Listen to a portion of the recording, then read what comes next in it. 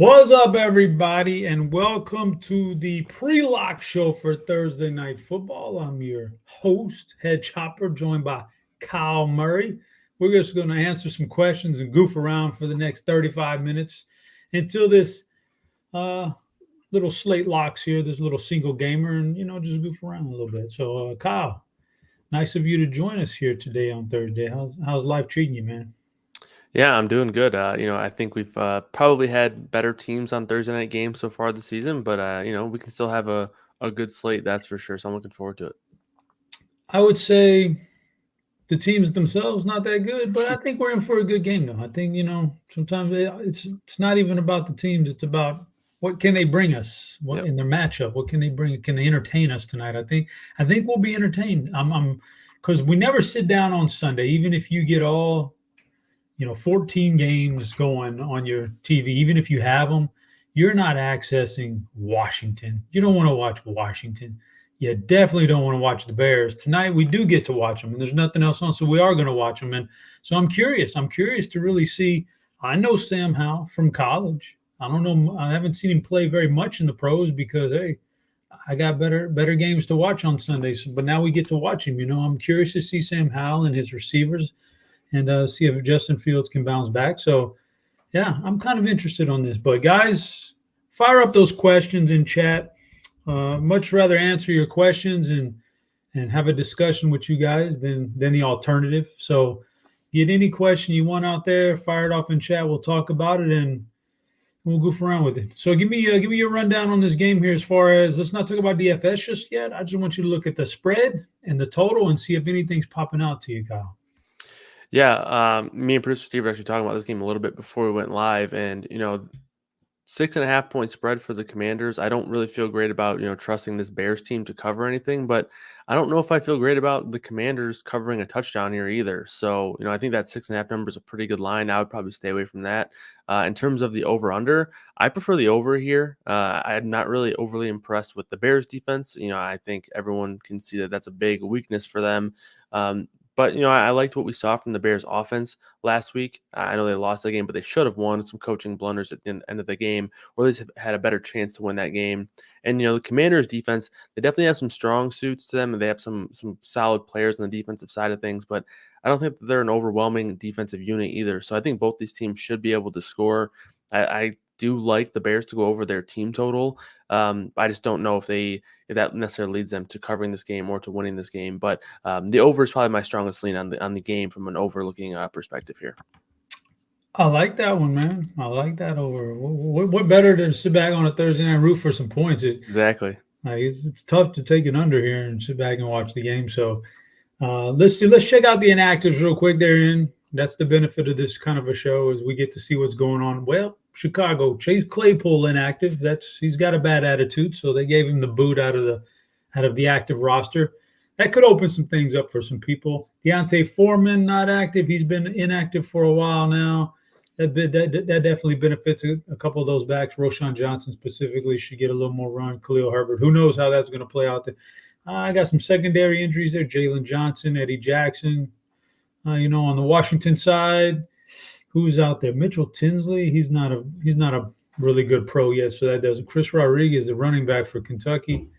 He's not very much. Trent Scott's interesting. Chris Paul's not active. Good of him to take some time away from Golden State and be inactive for the Commanders tonight. Chris Paul is inactive, so not a lot there to play around with for Chicago.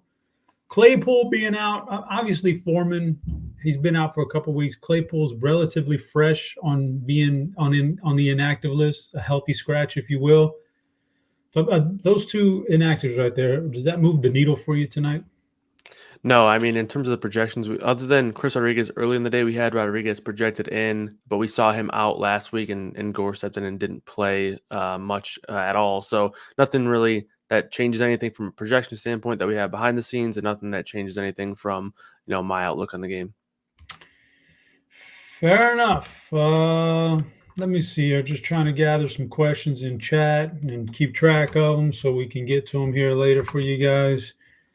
I would say, I'm glad my boy Butthole Jenkins showed up.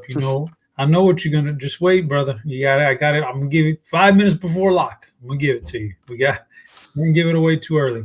Let's start off with, I got a question from Discord earlier. I want to hit on this one from Brad Collins. He says, for a cash type of lineup, would you play Robinson and Gibson with Howell? And so I'm going to let you touch on that. Robinson and Gibson with the quarterback for a cash type of lineup.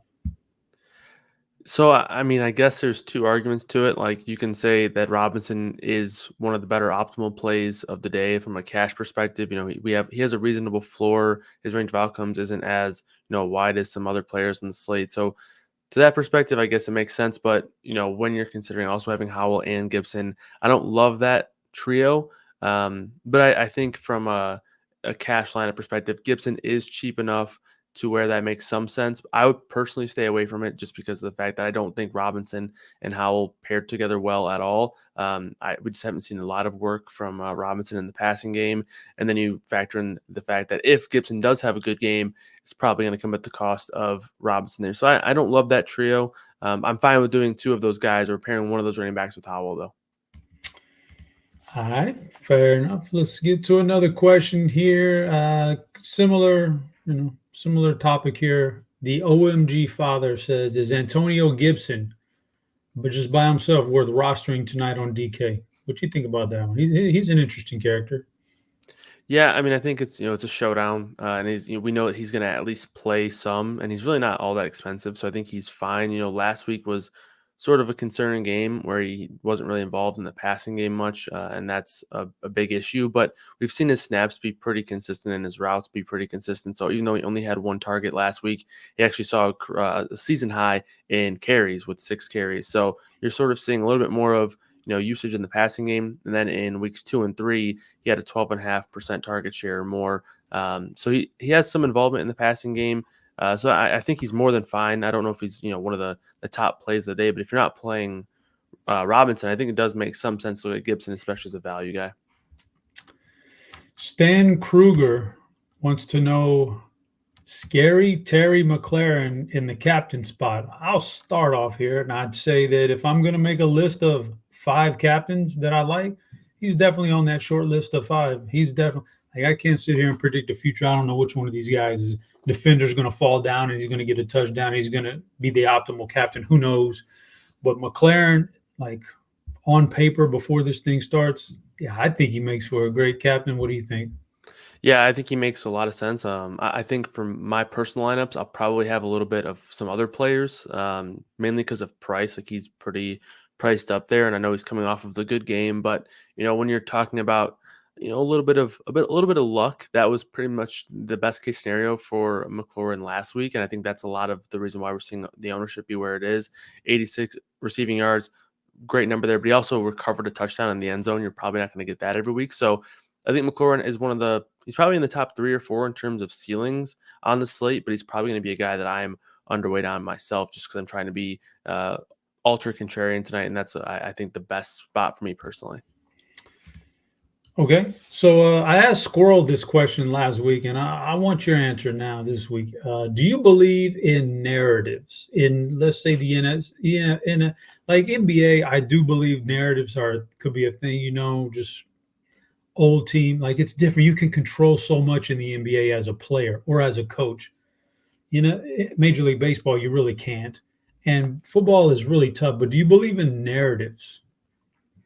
I do, yeah. So this is always tough because as someone who does projections, it's difficult to talk about narratives because you can't really project narratives. So I think it's impossible to say things like narratives don't matter or hot streaks don't matter, stuff like that. I think it's tough to say that they just don't matter. I think what's difficult about narratives is to say, when do they matter and how much do they matter and how projectable are they? So I tend to not get too deep into narratives because of those question marks that I have around them. But I do think to an extent they matter. It's just difficult for me to say how much they matter and when they matter. So I tend to try not to get sucked into those too much. Okay, well, that leads me to what I'm going to talk about here is I want to ask you a question in chat, and I think he brings up a good point here. Do the Bears win tonight? For Mike Ditka, who okay, I'm going to take you guys. Is it Butkus or is it? Oh, it's Butkus, right? Yeah, it's Butkus. Yeah, I think they both played for the Bears anyway. But they did. Yeah.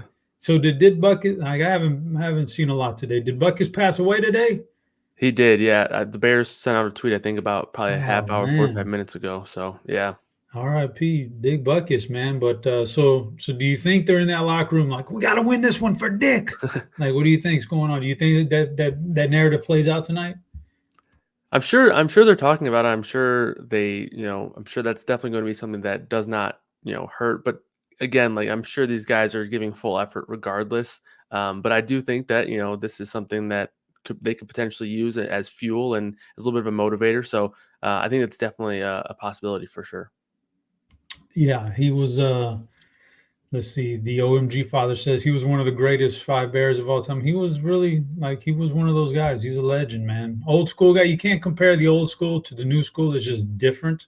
And I don't like to do that thing, but Yeah. he was really good back in, it's how were you with your peers at the time that you played? And he stood out, man. So yeah, good for him. But RIP Dick. All right. So we get that. We gotta get that out of the way for sure. But Mr. Gerg says, oh, never mind. Yeah, we'll answer the plums later on. I got it. I already got that one. A Big Hurt says, FanDuel, large field and single entry on FanDuel. Who's your favorite MVPs in both of those two formats? You said on FanDuel? It is a FanDuel question. So I think, in large field, I actually like taking stabs at some of these, potential receivers that, FanDuel, I just feel like receivers don't get enough love in that captain position just because of the fact that, you don't have the full point PPR. So I like taking stabs on a big play receiver like DJ Moore. I know I kind of just said on DraftKings, Terry McLaurin was one of my potential, fades or being underweight on McLaurin. I think he's fine. But I think my two favorites on FanDuel would be DJ Moore and Jahan Dotson tonight. Oh, Jahan Dotson on FanDuel. I was going to say something about him. He is a touchdown machine. Yep. And so that really fits the FanDuel narrative pretty good right there, the scoring right there. So I like that. I would say super large field or single entry, just to be different. Like single entry, if it's a really small field, it's tough for me to get away from these. Quarterbacks are good on FanDuel anyway, but both of these guys have the ability to take off and run. That really makes them good. So really small field, single entry, a quarterback is going to be the guy. Larger field, getting up there a little bit more. I might, sit back and play like a Brian Robinson and hope you get some rushing touchdowns on the ground as opposed to through the air tonight. But we'll see. Nathius J. Apologize if I butchered that one. Off the wall game script. Do you have an off the wall game script that you could see playing out? I think when I sit down and think about these teams, I'm thinking not much defense. I think we could see some scoring tonight. You said over too, so maybe we get some scoring. But do you have one that's off the wall that's within reason? Yeah, so I don't know if over is off the wall. I think there are some people on the over. So I think one off the wall game script is the Bears winning this game or controlling the game script or being ahead at any point, because I do think that if you build that way, you're going to be a little bit different because we're going to see a guy like Brian Robinson be pretty popular. Terry McLaurin can be pretty popular. If that's the case, they might have some catch-up mode stuff that will benefit him there. But, guys like Khalil Herbert, if he's ahead of the game and he has a a positive game script from that perspective, he's a guy that stands out. Howell may be a little bit more of a passer. Brian Robinson a little bit of a fade in that sort of game script. So I would say that one is pretty reasonable. I don't think that anyone thinks that the Commanders are some elite team. I think we all can agree that the Bears aren't good at all. But maybe if they can just play a little bit better than the Commanders on the road tonight, then maybe that could be an off the wall game script that comes through. Just hitting on something in chat real quick. Maki222 poses a question, and I'd like to ask you because you're a youngin here, man. You're much younger than me or Dan Bach or some of the other guys. Do you know what the Super Bowl Shuffle is? I did not. Wow. Okay. The song, you never heard the song, the Super Bowl Shuffle, Jim McMahon, Walter Payton, 85 Bears. Yeah, you have to Google it. It's a pretty catchy tune, man. Chicago Bears playing on Thursday night tonight. They had a song when they were on their great Super Bowl run, almost went undefeated, man. They almost went undefeated that year. They lost to the Dolphins. I think it was the last week or the second to the last week of the regular season, and that was their only loss all year. The best defense probably at the time ever. I'm sure it's the schemes are a little bit antiquated now, wouldn't work today, but at the time, amongst your peers, nobody could score on it. They were pretty impressive. So, yeah, the Super Bowl Shuffle, man, that was a classic. All right. Do you have a lean tonight on the balance of like a 4-1 or a 3-2? Do you have anything? Is there anything jumping out to you as far as the balance of the lineup here?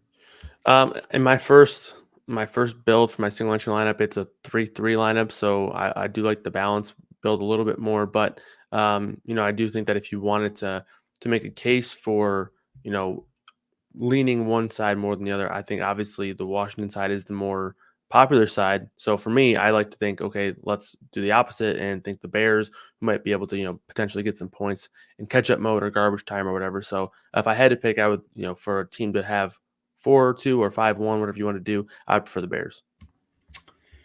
Yeah, good point. All right. Is Mr. Gerg, is Chris Paul is on Golden State now? Question mark. Yeah, man. He got traded there in the offseason, or he signed. I think he got I don't know what he got traded or signed. He's on Golden State now, so they're done. They're toast. You can't expect anything out of that. Big money TK. Favorite cheapie on FanDuel? Good question. I'll start off with you, Kyle, while I pull up my salaries. Favorite cheapie on FanDuel? Oh, yeah, that's a good question. Let me also pull up the salaries. There's a couple of names that were standing out to me on just in general on the DraftKings slate, but again, like on FanDuel, where you have to kind of account for the half point PPR, et cetera. I do think that brings kickers into play a little bit more over there. So I think both of those guys are in play, but I think my favorite cheapie on FanDuel would probably be Logan Thomas. He's 7K over there. I mentioned in the expert survey that I like the tight ends in this one. I like both sides, both tight ends on each team there. Again, both guys have nice touchdown equity based on their teams, so I don't mind taking stabs at those guys. So on FanDuel, I like Logan Thomas, who's 3K cheaper than Komet tonight. All right, I would say this much about DraftKings and saving salary is I don't see the 200, 400, or the $600 play or anything like that. I would say the cheapest I'm looking at over there is number one, Equanimous St. Brown, just in case. The Chase Claypool thinks somebody's going to get some extra steps. Maybe I don't expect a lot out of him, but maybe for 1,800 on DraftKings, that does it for you. And for 2,800, Diami Brown, nice little receiver, not expecting a lot. They've already got 3 solid guys in front of him. What's Sam Howell's teammate at North Carolina? Maybe there's something going on there. Maybe he's getting a little extra run now. Who knows? So those are the cheapies on DraftKings, but I don't see anybody below that 1K range that I would even think about. So got some more questions here. Our buddy Butthole Jenkins, he wants to know, would you save a little money and instead of playing McLaurin, pivot to Curtis Samuel? Yeah, I'm not a huge Curtis Samuel fan just because I think that at this point, like, he doesn't have a huge ceiling. But again, you have to factor in the price difference that you are getting. And for me, I think I would prefer to go in the middle of those two and have Jahan Dotson, who's 7K compared to Terry McLaurin, who's up over 10, and then Samuel down at 5.6. But for the price, I think that's a fine pivot to go with Samuel over McLaurin. All right, got some more questions here. We got them coming in chat. I appreciate this, guys. We're gonna get to all of them here. Lip has joined us, and he wants to know about Bob Tonyan shares tonight. I'll start off and say I actually do not have him in my player pool, but maybe you see something different. Yeah, I don't think I'll have any Bob Tonyan either here. I'm gonna have a lot of Cole Kmet, so I probably won't love to see if Tonyan scores or anything like that. It would probably be probably the death of my night there because I do have a lot of Cole Kmet. So yeah, no Tonyan for me. All right, we got a question about kickers. Would you play double kicker tonight? Yeah, I mean, I think you definitely can. I personally won't. I do have one kicker in my single entry lineup right now, and I'd like to, shuffle some things around and not have a kicker in there just because, again, I think that the upside for some other guys in that price range you could potentially find in the end zone are a little bit higher, but they do come with a nicer floor and lower range of outcomes. But I probably wouldn't go with 2 of them just because I think that you're kind of capping your upside there a little bit. I think it's a perfectly good play in cash games if you're in like super small 3, 5 man, 7 man field, something like that. I do think for the larger GPPs, Man, anything can happen. Anomalies happen, but yeah, you just don't have quite the upside there. And you're taking a roster spot with one of them that could go to a wide receiver who catches a bomb or something like that. All right, Barry Poleman, DK Largefield. What super punts are interesting? We just covered Diami Brown. I like him. Tyler Scott, Tunyon, or any others in just a punt in large field DK. I like the call that you had on Equinemius St. Brown. He's a little bit more expensive than like the real, cheap punts who are, sub 1,000. He's 1.8 on DraftKings, but he was active for the first game last week, and he ran 51% of routes, and that, he pretty much stepped into what Claypool was doing. Tyler Scott only ran 17% of routes, so it's very clear that Equinemius is ahead of Scott by quite a large margin. So I think there's a chance that we see some ownership on Tyler Scott as like the de facto punt. And I think he's okay, but I would much rather play Equinemius tonight. Yeah, I've got to lip ask another question. I think it's prudent tonight. He's talking about two running backs from the same team. Could you play tonight? Most of the time I would say no. And in main slate, obviously no. Tonight, I think both of these teams have a situation where you could play both running backs in the same lineup. They're so intriguing, like Khalil Herbert and Roshan Johnson. Like those guys are both multi versatile, passing game, running game. Yeah, I could see that happening. And then the Brian Robinson, Antonio Gibson might be stretching it because of the different roles they have. I think if the game script goes one way, that guy is going to get the majority of the work. If it's somehow Washington has to play from behind, Gibson may be in there a lot. I don't. Brian Robinson, just the clock grinder. But I can see it happening for sure on a night like tonight. It's two interesting backfields. What do you think about double running back from the same team? Yeah, I think it's fine. I think I feel a little bit differently just because I feel a little bit better about it with the Washington guys, just because these guys are going to share the field, or they're going to split time, I should say, regardless. Like they're going to likely see Gibson in more passing situations, and Robinson's going to be short down, early down guy. But for Roshan Johnson, last week was kind of a pretty key determining factor where it looks like in games that are close, Herbert's going to be the guy out there. He's going to, run more routes, be on the field more just in general. We've seen Roshan Johnson get out there and play quite a bit this year, but those were in blowouts. Last week we saw his routes drop, his snaps drop, and we saw Herbert run 55% of routes last week. Obviously he handled a ton of work there, had over 120 yards. So if the game does stay close, I think Herbert plays a really big role. And if it gets kind of blown out of proportion there, Herbert will still play some, but Roshan Johnson will probably play more. So I think that's one thing that I noticed with the Bears that I feel a bit uneasy about. But they're both pretty explosive players on the Bears side, so I do feel fine with it there. But I think, on the Washington side, I'm okay with it. Like for Gibson, you kind of just know what you're getting, a low upside type cheap play. So I think you kind of know what you're getting from there. But on Chicago, it does kind of depend on how the game flows. Got back-to-back questions here I want to talk about. Both of them are talking about the defense. Number one, I'll ask you this. Producer Devin actually asks, he has both defenses in his lineup for DK GPP. Is he off his rocker with that one?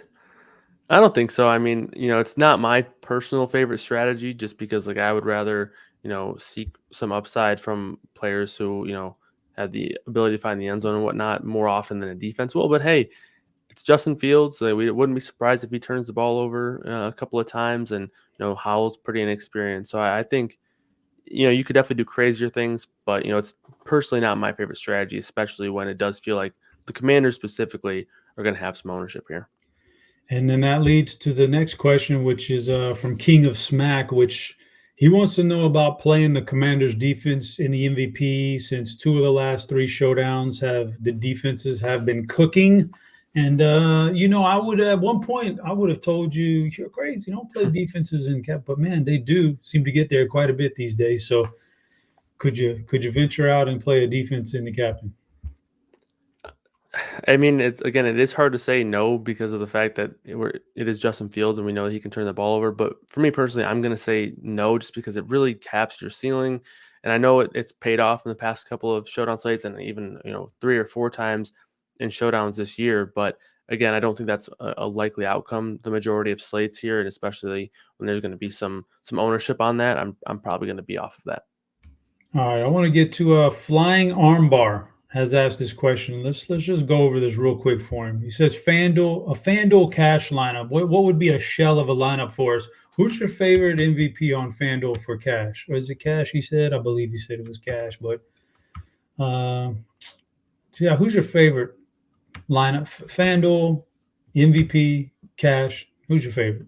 Yeah, I think for cash, I'm probably just going with Justin Fields there. You can make a case for Howell just because he's $1,500 cheaper in the MVP slot, but I think for Fields, you have a little bit better of a ceiling and a little bit better of a floor as well. So I guess I would go with Fields there.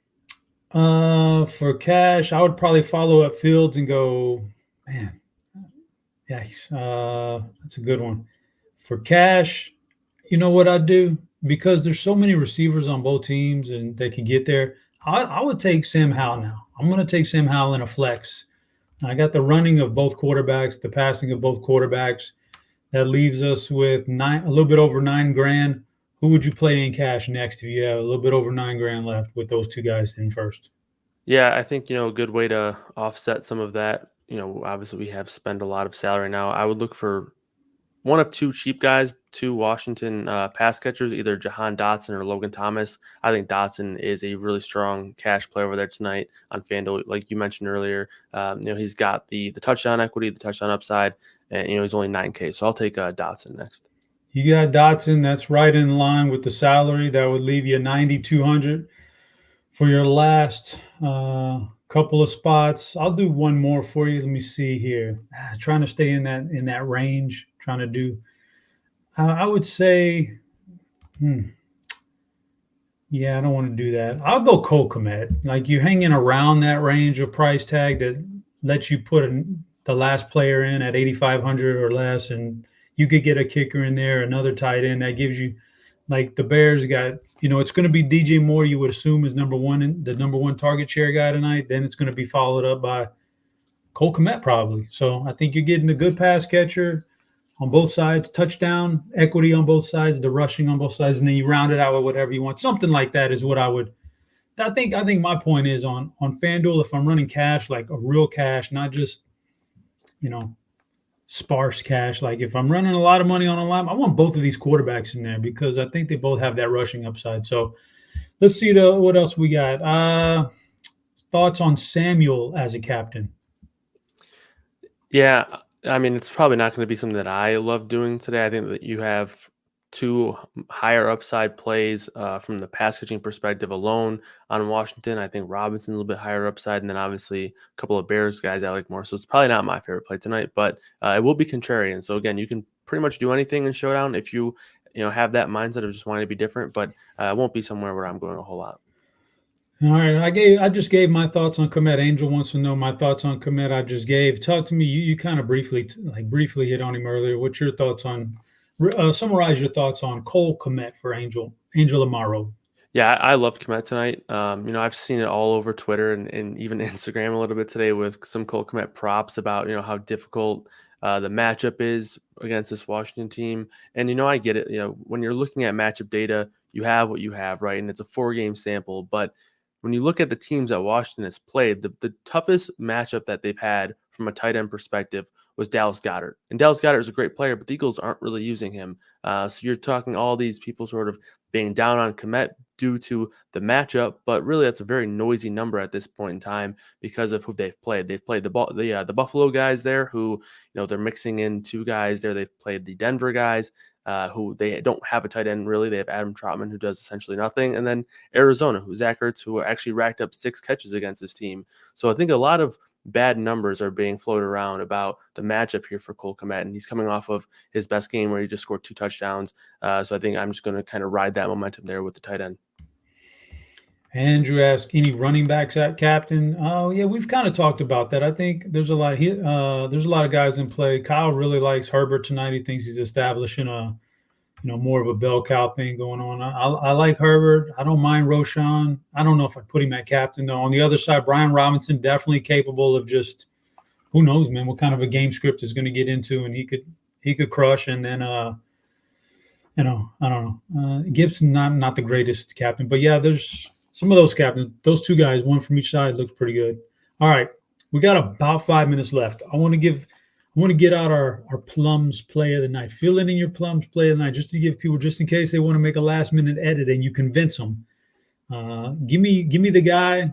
There you go. We got the GIF fired up. We gotta work on that too, man. I want some editing on that GIF, but give me the guy. You fill in your plums tonight. Who's your guy tonight in this showdown?